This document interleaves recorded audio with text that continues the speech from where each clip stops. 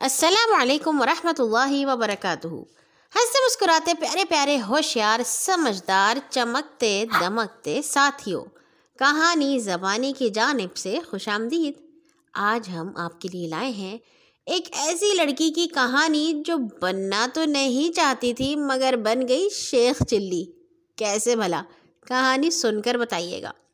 عنوان ہے دودھ کی مٹکی، اور اس کہانی کو آپ کے لیے لکھا ہے کشور ناہید نے۔ جونا ایک دودھ والے کی لڑکی تھی۔ وہ سر پر دودھ کی مٹکی رکھے ٹھمک ٹھمک جا رہی تھی۔ راستے میں اسے گڈریے کا لڑکا ملا۔ اس نے جونا سے پوچھا، اے بی کہاں جا رہی ہو؟ دودھ بیچنے جب بازار جا رہی ہوں۔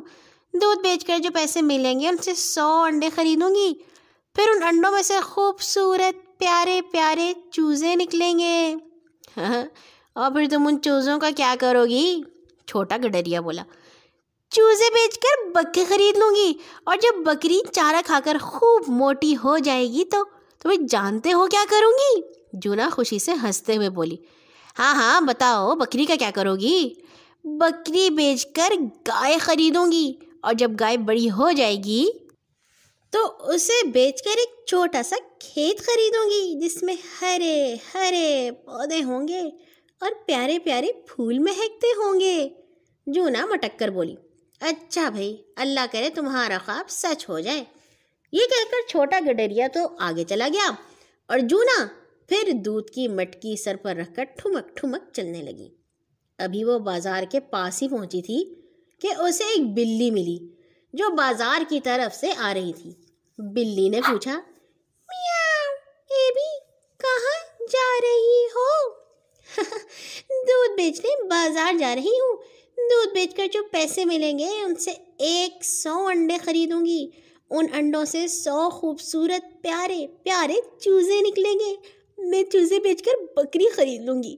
جب بکری گھاس وغیرہ کھا کر بڑی ہو جائے گی تو اسے بیچ کر ایک گائے خریدوں گی، اور جب گائے چارہ کھا کر خوب موٹی تازی ہو جائے گی تو اسے بھی بیچ دوں گی، اور پھر ایک چھوٹا سا کھیت خریدوں گی۔ یہ کہہ کر جونا زور سے اچھلی اور تالی بجا کر چلنے لگی، لیکن اس کا اچھلنا قیامت ہو گیا۔ اس کے سر پر رکھی ہوئی دودھ کی مٹکی نیچے گر کر ریزہ ریزہ ہو گئی۔ چاروں طرف سفید سفید دودھ بکھر گیا۔ بلی نے دودھ کو چاٹتے ہوئے کہا، میاؤ، اے بیجونا، اتنی بات کرو جتنی تم میں ہمت ہو۔ چھوٹا منہ اور بڑی بات اچھی نہیں ہوتی۔